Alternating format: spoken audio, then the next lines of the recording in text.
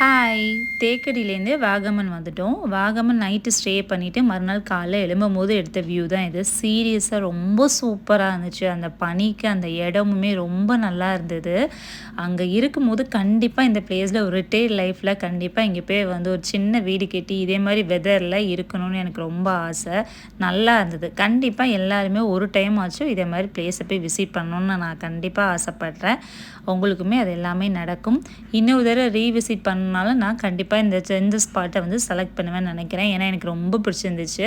நிறைய tea factory இருந்தது. நம்ம வந்து ஏவிடி டீ குடிப்போம்ல, ஸோ அங்கே கூட அந்த ஃபேக்ட்ரி அங்கே தான் இருக்குதுன்னு சொன்னாங்க. பட் ஆனால் எங்களுக்கு பார்க்க டைம் கிடைக்கல. இன்னுமே ஒரு 2 டேஸ் எக்ஸ்ட்ரா இருந்ததுன்னா நிறைய பிளேஸ் போயிருக்கலாம். அப்புறம் இது வந்து நாங்கள் வந்து கிளாஸ் பிரிட்ஜ் போகலாம். வாகமனில் கிளாஸ் பிரிட்ஜ் வந்து நல்லா ஃபேமஸ். ஸோ அங்கே போயிருந்தோம். அதுக்கு அலோடு நாங்கள் போனதுக்கு முந்தின நாள் கிடையாதுன்னு சொல்லியிருந்தாங்க போல்.